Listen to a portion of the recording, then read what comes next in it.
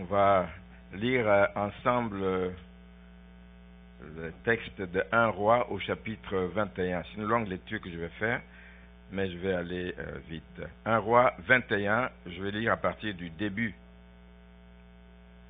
Merci. Après ces choses, voici ce qui arriva. Naboth de Jezreel avait une vigne à Jezreel, à côté du palais d'Akab, roi de Samarie.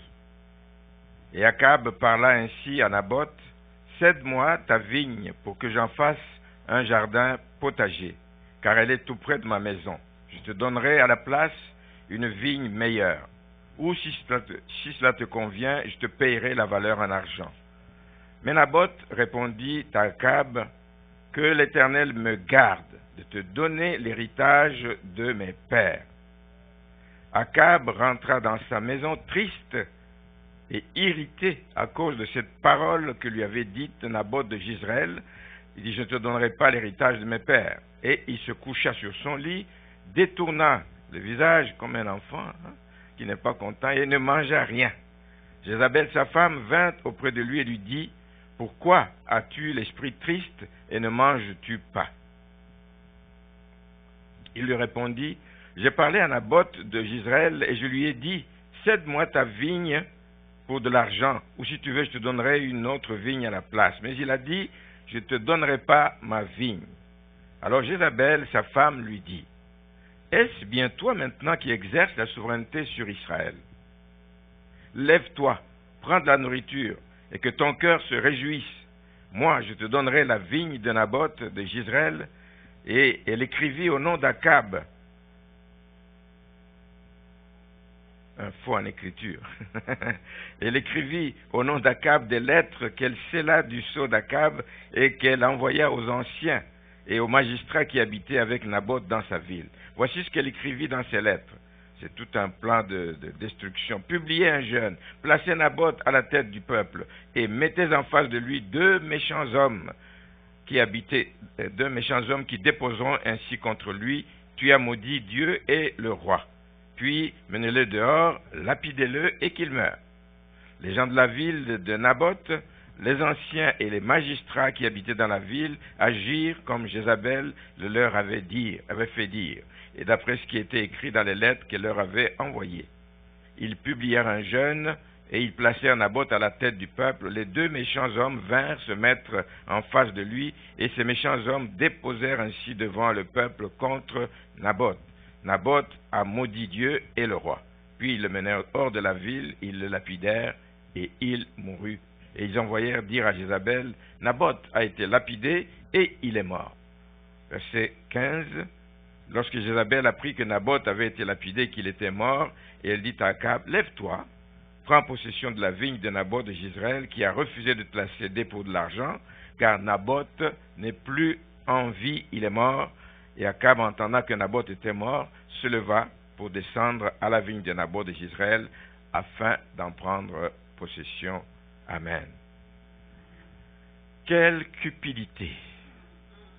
Il a déjà des domaines et des domaines, ce roi, mais il veut encore prendre de ce pauvre petit citoyen qui a le malheur d'habiter, vous pouvez vous asseoir, qui a le malheur d'habiter juste à côté de la maison du roi. Lui, l'ornier, c'est le champ de Naboth. Il dit, il faudrait qu'un jour j'ai ce champ, Et la cupidité nous fait faire des choses incroyables. La cupidité, ce n'est pas une bonne chose. Mais nous allons parler plus de Naboth, et très très brièvement d'ailleurs, de Naboth et de sa fermeté. La fermeté de Naboth. Je pense que depuis 3 semaines qu'on parle de suivre Jésus, c'est une décision qu'il faut prendre, d'être ferme dans cette résolution, d'être ferme à suivre Jésus-Christ. Pas le suivre un jour et la semaine d'après, on revient aux anciennes habitudes, mais quand on le suit jusqu'au bout et jusqu'où il va nous amener. Ça prend la fermeté. Et laissez-moi vous dire que dans le monde d'aujourd'hui, le monde où il y a tellement de problèmes, où le mal s'accroît de plus en plus, c'est un temps où l'ennemi fait rage et il fait tout évidemment pour arrêter beaucoup de gens. Et malheureusement, il faut reconnaître qu'il y a de nombreux chrétiens sous nos yeux, Il y en a avec qui on était dans cette église, il y en a qu'on a connus des années avant, mais beaucoup de chrétiens aujourd'hui manquent de fermeté. Ils se découragent vite. À la moindre menace, ils se découragent et ils vivent dans le relâchement total. Ce n'est pas ce qu'il faut faire dans les temps de la fin dans lesquels nous sommes. C'est le temps d'être ferme, c'est le temps de s'accrocher à Jésus-Christ, de s'accrocher aux prescrits de sa parole. C'est vraiment le temps d'être ferme. Ce n'est pas le temps de brader ce que nous avons reçu de meilleur, ce n'est pas le temps de brader toutes ces valeurs que le Seigneur nous apprend et nous donne dans sa parole, qui sont des valeurs non négociables, qui sont des acquis avec lesquels on ne doit pas jouer. Ça a coûté, je l'ai dit tout à l'heure, ça a coûté le prix du sang de Jésus-Christ. Et il y a un proverbe ougandais en Afrique, un proverbe ougandais qui dit ceci: ne méprise pas l'histoire. Ne méprise pas l'histoire, tout ce qu'on dit du passé, car sans elle, il n'y aurait pas d'encre pour notre présent. C'est l'histoire, le passé qui te permet d'avoir des assises aujourd'hui et il n'y aurait pas de boussole pour notre avenir. Le passé est important. L'histoire est importante, surtout l'histoire de ceux qui nous ont précédés et que nous savons qu'ils ont marché donc dans les voies du Seigneur. Nous devons de tirer profit des leçons de ceux qui nous ont précédés. Nous devons de tirer profit des enseignements qu'ils nous ont laissés, etc. Et même, nous devons d'éviter d'aller dans les erreurs qu'eux ont commises. Il y a des erreurs que les anciens ont commises. Nous le savons. Ça a été écrit pour nous, etc. Nous le voyons dans l'Épître aux Corinthiens. Paul qui dit au chapitre 10, au verset 1er, « Je ne veux pas, frères, que vous ignoriez que nos pères nous ont été tous sous la nuée, qu'ils sont tous passés au travers de la mer, qu'ils ont tous été baptisés en Moïse dans la nuée et dans la mer, qu'ils ont tous mangé, ils ont eu ces privilèges, tous ces privilèges ils ont eu, le privilège de manger le même aliment spirituel, qu'ils ont tous bu le même breuvage spirituel, car ils buvaient à un rocher spirituel qui les suivait, et ces rochers étaient Christ. Mais la plupart d'entre eux ne furent point agréables à Dieu. La plupart d'entre eux ont pris en vain cette grâce. La plupart ont oublié tous ces bienfaits de Dieu et ils périrent dans le désert. Le verset 6, « Or ces choses sont arrivées pour nous servir à nous d'exemple. » L'histoire de nos pères est là pour nous servir d'exemple afin que nous n'ayons pas de mauvais désirs comme ils en ont eu, mais que nous puissions être plutôt fermes dans ce que le Seigneur nous commande de faire. La fermeté est capitale. Ces gens, après avoir vécu tous ces miracles dont on parle, la traversée de la mer Rouge, ils avaient faim, la manne tombait du ciel, etc. Ils avaient soif, on frappait où on parlait, on devait parler au rocher, et l'eau coulait, etc. tout le long du chemin. Paul exhorte les Corinthiens et nous exhorte par la même occasion à ne pas suivre ce mauvais exemple, à ne pas vivre surtout en se disant que oui, c'est arrivé à eux, vivre dans l'illusion que cela ne peut pas nous arriver à nous. Si vous lisez la suite de ce chapitre 10, vous voyez bien qu'il dit que ceux qui croient qu'ils sont debout, qu'ils prennent garde de tomber. C'est ça on dit, je suis au Seigneur depuis de longues années, moi, il n'y a aucune, ne vous inquiétez de rien. On l'entend souvent. Mais il faut prendre garde. Et pour prendre garde, il faut rester ferme dans ce que vous avez appris, dans ce que vous savez que vous commande la parole de Dieu. L'apôtre Pierre nous dit aussi de son côté, « Vous donc, bien-aimés, qui êtes avertis, 2 Pierre 3, 17, mettez-vous sur vos gardes, de peur qu'entraînés par l'égarement des impies, vous ne veniez à déchoir de votre fermeté. » C'est capital. Quand on est entré dans les voies du Seigneur, demeurons fermes, demeurons inébranlables, marchons dans la bonne direction. Ne sortons pas des voies que le Seigneur nous dit, dans lesquelles on nous dit de marcher, mais demeurons fermes. Alors, dans les textes que nous avons lus, c'est une longue histoire, mais où je veux retenir simplement la fermeté de Naboth. Qu'est-ce qu'il était Naboth pour qu'il puisse résister à la demande d'un roi? Le roi pouvait user de force pour lui arracher ce terrain. Il pouvait le faire, mais le roi le lui a demandé. Mais Naboth a dit, roi ou pas roi, je reste ferme, face à toutes ces sollicitations du roi Akab. Alors la fermeté, c'est une marque de maturité chrétienne. Un chrétien mûr est ferme. Un chrétien mûr ne mange pas tous les râteliers. Un chrétien mûr ne regarde pas tous les coins de rue. Un chrétien regarde à Jésus. C'est lui le sauveur, c'est lui que nous attendons qu'il revienne nous chercher. Un chrétien mûr est ferme dans sa marche chrétienne. Bien-aimé dans le Seigneur, le manque de fermeté va toujours mener à des mauvaises fins, à faire de mauvais choix, je veux dire. Quand vous n'êtes pas ferme, vous risquez de faire des mauvais choix, surtout dans une période comme celle-ci, une période de crise. On parle de crise, on parle des prix des carburants qui montent, on parle des prix des produits alimentaires qui montent, on parle de ci et de ça.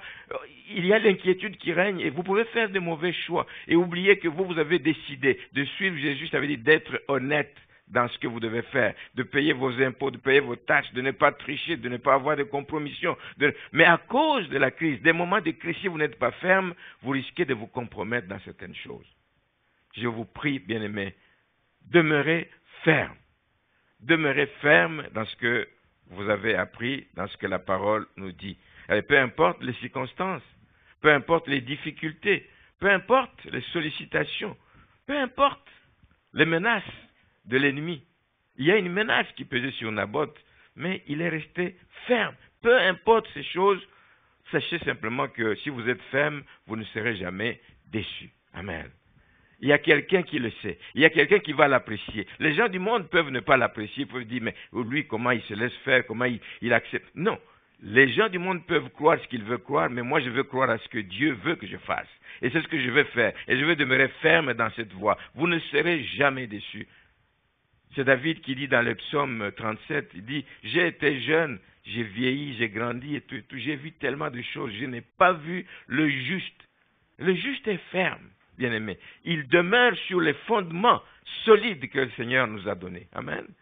Je n'ai pas vu le juste abandonné, je n'ai pas vu sa descendance mendiant le pain. Le roi Akab, c'était le roi, et puis il avait des ambitions, par moments démesurées, mais il avait des ambitions d'étendre, lui c'est son jardin. Nous sommes dans un pays où une vigne a une valeur, c'est pas juste symbolique, c'est une valeur monétaire importante, parce que c'est une richesse. Lui qui a une grande vigne est riche. Une vigne est importante. Mais lui, il veut raser la vigne de Naboth pour y mettre son jardin. Peut-être des fleurs, j'imagine c'est des fleurs, pour que quand il sort sur sa terrasse, il regarde devant, il ne voit que des fleurs, pas des vignes. Les vignes, c'est ailleurs, loin de moi. Et il veut nuire donc à Naboth. Et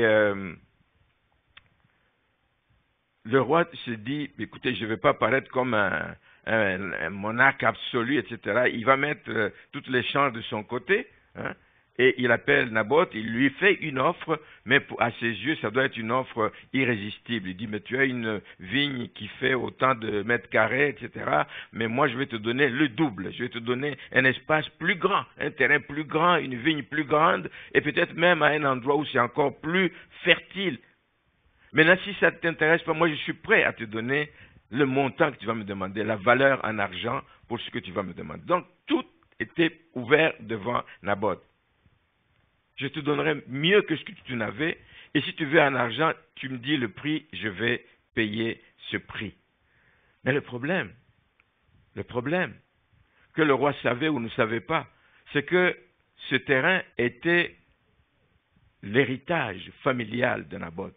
Naboth n'était pas seul dans sa famille, il y avait aussi d'autres membres de famille, un héritage familial demeure dans la famille. Et Naboth le savait. Il savait ce que les Écritures disent, ce que Dieu avait dit dès le début, ce que Dieu a ordonné quand on a fait la distribution du territoire, de la terre promise, qu'on donnait à chaque tribu sa portion de terre. Dieu avait donné des consignes concernant l'héritage familial. Et Naboth tenait à s'y conformer. Dans le livre des Nombres, au chapitre 36, il est dit au verset 7 que aucun héritage parmi les enfants d'Israël ne passera d'une tribu à une autre tribu. Mais les enfants d'Israël s'attacheront chacun à l'héritage de la tribu de ses pères. Chacun doit s'attacher à l'héritage de la tribu de ses pères. Maintenant, Dieu avait prévu qu'il y a des gens qui auraient des difficultés par moment, etc., et qui voudraient peut-être profiter de leur le pain de terre, etc., pour le vendre, etc. Il dit non, on ne le vend pas, ça reste dans la tribu, ça reste un héritage familial. Mais en cas de pauvreté, en cas d'extrême pauvreté, si cela peut arriver, vous pouviez louer la terre. La louer pendant un certain nombre d'années aux étrangers. Il y a un long texte qui est dans le livre de Lévitique au chapitre 25. Si vous voulez lire, allez le lire. Il y a plusieurs versets qui le montrent que vous pouvez le louer et puis après un certain nombre d'années, vous devez rentrer sur vos terres. Que vous n'oubliez pas que l'autre ne s'habitue pas à croire que c'est à lui pour toujours, mais vous deviez rentrer. Donc l'héritage familial avait une grande valeur. C'est ça qui a motivé le refus de Naboth. Parce que Naboth a refusé catégoriquement l'offre du roi. Lui, il voulait demeurer ferme et s'en tenir aux dispositions de la loi. Mais Akab ne voulait pas comprendre ou ne pouvait pas comprendre, je ne sais pas, mais Akab ne comprenait pas comment cet homme refusait cela. Et c'est ça. Mais maintenant, qu'est-ce qui a motivé le refus de Naboth? C'est que Naboth considérait cette vigne comme une bénédiction de Dieu. Une bénédiction de Dieu, on la garde jalousement, on la soigne. Quand Dieu m'a béni avec une maison, je veille sur cette maison. Quand il m'a donné une belle auto, je ne la garoche pas n'importe comment, je la soigne. Une bénédiction de Dieu, je la soigne. Il considérait ça comme une bénédiction de Dieu. Et nous avons été bénis, pas seulement des bénédictions matérielles, nous avons été bénis de toutes sortes de bénédictions spirituelles et matérielles dans les lieux célestes. Et il nous faut sauvegarder ces bénédictions. Il nous faut préserver ce que Dieu nous a donné. Parce que ça n'a pas de prix. Ce n'est pas des choses que vous pouvez acheter à coût d'argent. Et parmi cette bénédiction, il y a un héritage. Je crois qu'il y a quelques semaines, c'est Hugo qui était ici, qui a parlé de l'héritage, les récompenses qui nous attendent au ciel, toutes sortes de couronnes que nous allons avoir. Il y a un héritage qui nous attend. Plusieurs épîtres de Paul nous en parlent dans Romains 8, il nous dit que l'Esprit lui-même rend témoignage à notre esprit, 8,16, que nous sommes enfants de Dieu, nous sommes héritiers de Dieu et co-héritiers de Christ si toutefois nous souffrons avec lui. Dans Éphésiens 1, 18, Paul prie Dieu qu'il illumine les yeux de notre cœur pour que nous sachions la richesse de la gloire de l'héritage que Dieu réserve aux saints. Nous avons un héritage bien aimé, nous devons aussi le garder précieusement. Maintenant, la vigne, nous venons de le dire, la vigne de Naboth, c'était un héritage familial. Il ne pouvait pas décider tout seul de s'en débarrasser, de le vendre ou de le céder au roi. Il ne pouvait pas décider seul. Il ne pouvait pas non plus négocier sur base du prix, sur base de la valeur du terrain, etc., parce qu'il recherchait un gain quelconque. Il savait que c'était un héritage familial, il fallait le préserver. Donc lui était guidé par des principes plutôt bibliques. Là où le roi voyait des principes matériels, etc., de gain, et il voulait allécher Naboth avec ça, mais lui, il était guidé par les principes bibliques. Et c'est ce qui doit nous guider dans toutes choses. Ce que nous dit la Bible, ce que nous dit la parole de Dieu, c'est la volonté de Dieu pour notre vie. Parce qu'il savait que quand Dieu a donné le territoire de Canaan aux enfants d'Israël, la consigne était de garder, comme je dis, à perpétuité la terre qui était attribuée à chaque famille, à chaque tribu. De garder ça à perpétuité. Et vous comprenez pourquoi, même s'il s'est passé beaucoup d'années pour Caleb, à partir du moment où on lui avait donné un territoire, on lui avait promis que la terre que foulera la plante de vos pieds, je vous le donne, 40 ans après ou 45 ans après, il a réclamé encore ce territoire. C'était à lui et on le lui a donné. Amen.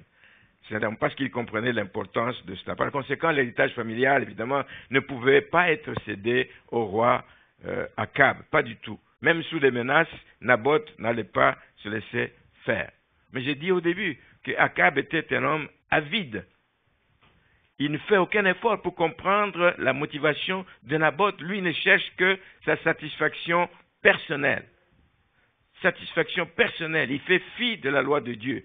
Il la connaissait sans doute, mais il fait fi de la loi de Dieu. Et tout ça est arrivé parce que le pain de terre, cette vigne était à proximité de la demeure du roi. Et c'est ça qui a attiré donc l'avidité de Akab. Il voyait continuellement cette vigne, il se lève, il la voit, il va se coucher, il la voit, il s'assoit dehors, il voit la vigne et il convoitait cette vigne. Il l'a convoitée en imaginant un jour toutes sortes de scénarios pour pouvoir l'acquérir. Nous vivons aussi dans un monde où l'ennemi convoite, où les gens du monde convoitent ce que nous avons et ça nous expose à toutes sortes de sollicitations aussi de la part de l'ennemi. Nous vivons dans ce monde. Jésus, quand il était ici sur terre, Jésus a été tenté aussi par l'ennemi et lui a offert des choses. Monte sur cette montagne, jette-toi par terre, je te donnerai tout ce que tu vois là-bas. Donc, l'ennemi va nous solliciter aussi de plusieurs manières. Nous ne sommes pas à l'abri. Et ce que l'ennemi veut, c'est que nous abandonnions notre héritage, l'héritage que nous avons en Jésus-Christ.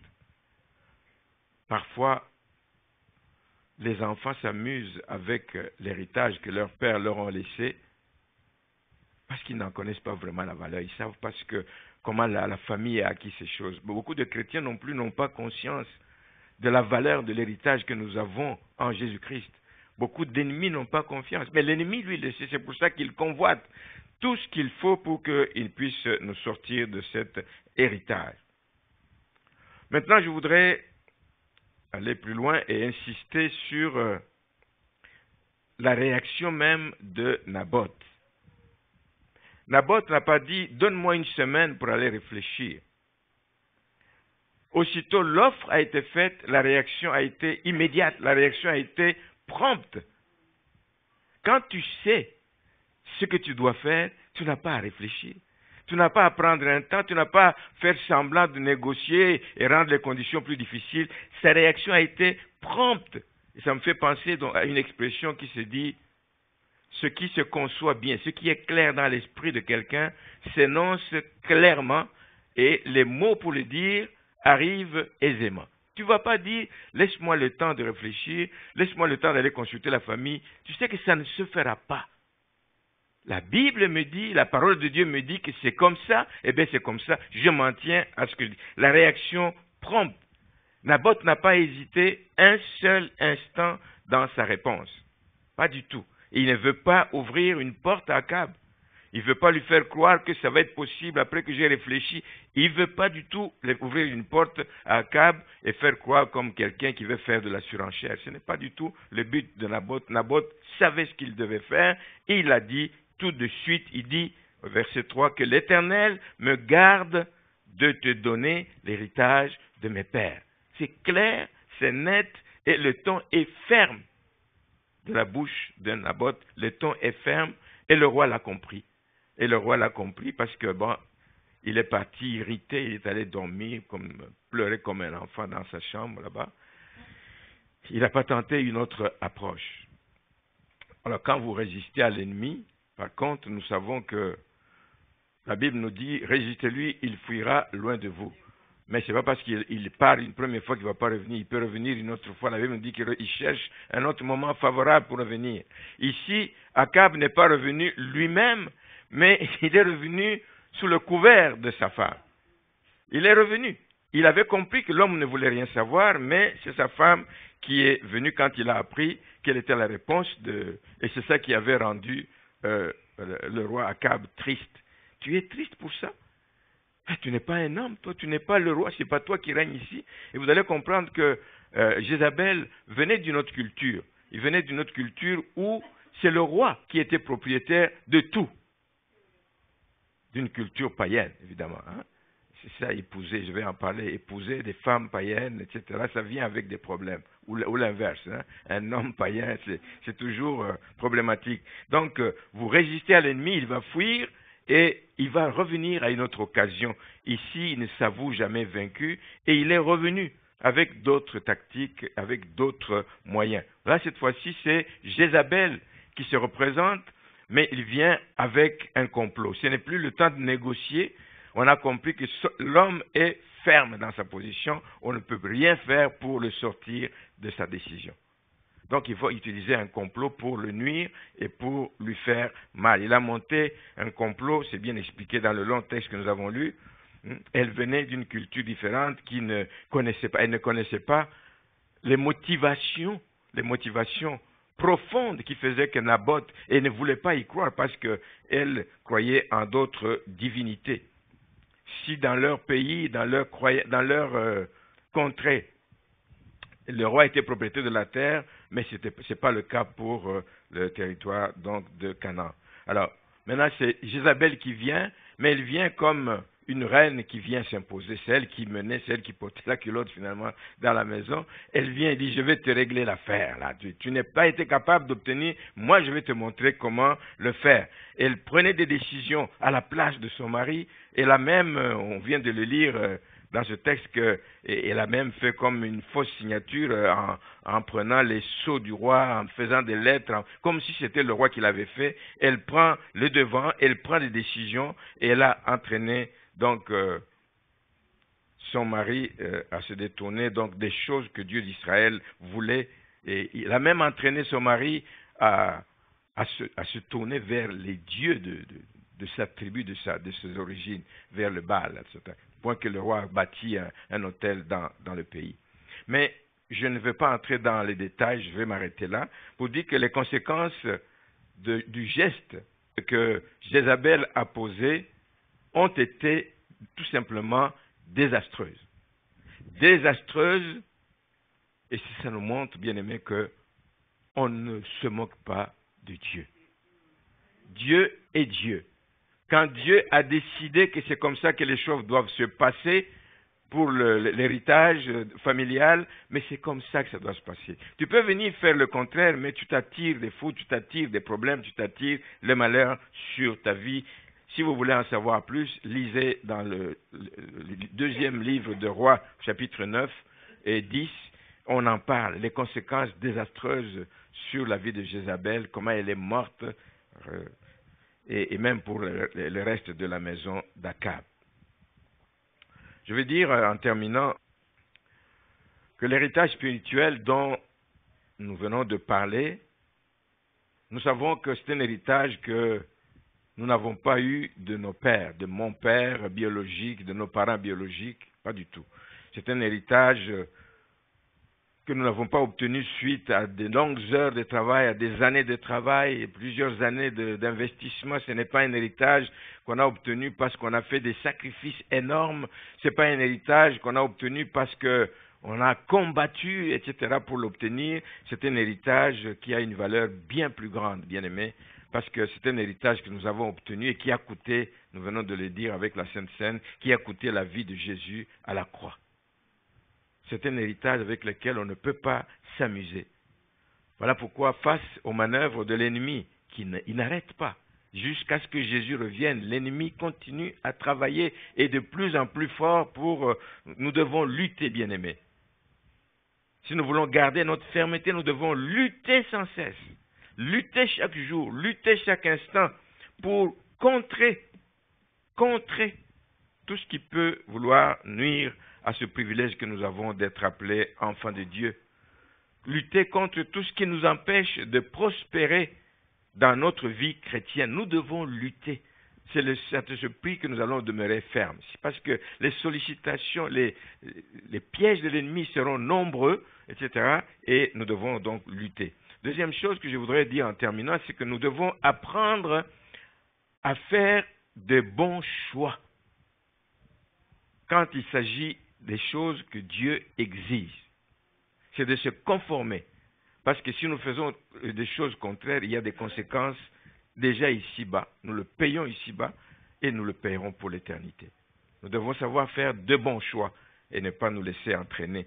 Troisième chose que je voudrais dire, c'est que l'épisode de cette histoire de Naboth ici nous apprend aussi l'importance de faire de bons choix dans le mariage. Je voudrais parler plus aux jeunes, mais ils sont en arrière. Et il y a une jeune quand même qui est là, qui va transmettre le message.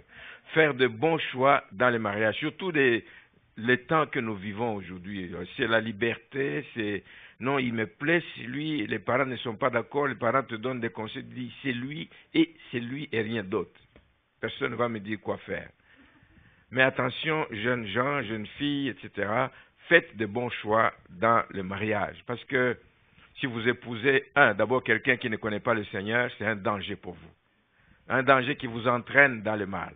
Deuxièmement, si vous épousez un conjoint qui a un esprit de contrôle, comme celui de Jézabel, c'est très dangereux pour le couple. Un esprit de contrôle, il va empêcher l'autre d'écouter les conseils venant de quelqu'un d'autre. Sauf ce qu'elle veut ou il veut, c'est ce que tu dois écouter. C'est dangereux d'épouser quelqu'un qui a un esprit de contrôle, c'est très dangereux. Enfin, nous devons prendre une position ferme. Hier ou mercredi, je parlais avec Jacques. Alors, il me racontait quelqu'un qui, je pense qu'il essayait d'encadrer, à qui il parlait du Seigneur et tout. Et apparemment, les choses avançaient bien. C'est comme s'il avait donné sa vie au Seigneur et il commençait à grandir et tout. Et puis un jour, je ne sais pas ce qu'on lui a donné, attention à tout ce que nous recevons comme pamphlet, on lit des choses, etc., on ne vérifie rien, et c'est contraire à tout ce qu'on vous a enseigné jusque-là. Il a lu un pamphlet, et ce jour-là, il a dit, c'est fini, j'arrête tout, je ne veux plus rien savoir de la vie chrétienne. Il n'était pas ferme, parce qu'il n'avait pas de base solide. Et on est venu lui apporter juste un pamphlet qui parle de la Bible, en disant que la Bible a été écrite par des hommes. Il dit, c'est fini. Donc tout ce que je croyais a été écrit par des hommes. Il ne veut plus rien savoir. Et il est rentré complètement dans le monde. Les mauvaises influences. Il ne faut pas céder à la corruption des mauvaises compagnies. La Bible nous le dit dans 1 Corinthiens 15, 18, il nous encourage à demeurer ferme et inébranlable. Demeurez ferme et inébranlable dans ce que vous avez appris, dans ce qui vous gardera dans les voies du Seigneur. Et l'apôtre Pierre dit la même chose, que nous devons avoir une position ferme. Il le dit comme si dans 2 Pierre 3, 17, vous donc, bien-aimés, qui êtes avertis. Alors ce matin, c'est encore un autre avertissement que j'ai apporté. Vous qui êtes avertis, mettez-vous sur vos gardes. Soyez sur vos gardes, de peur qu'entraînés par l'égarement des impies, vous ne veniez à déchoir de votre fermeté. Que le Seigneur nous aide, bien-aimés, à garder une position ferme, à ne pas avoir des positions ambiguës parfois dans la vie. Un enfant de Dieu, quand c'est oui, quand c'est non, c'est non. Mais tu ne peux pas être entre les deux, là. En matière de croyance, en matière d'engagement chrétien, c'est oui ou c'est non, c'est non. Amen. Que votre oui soit oui et que votre non soit non. Pas de position intermédiaire, pas de position aiguë. Soyez fermes et demeurez inébranlables jusqu'au retour de Jésus-Christ. Que le Seigneur nous aide tous à avoir cette fermeté qui nous gardera jusqu'à ce que le Seigneur vienne et que nous puissions aller passer l'éternité avec lui. Amen.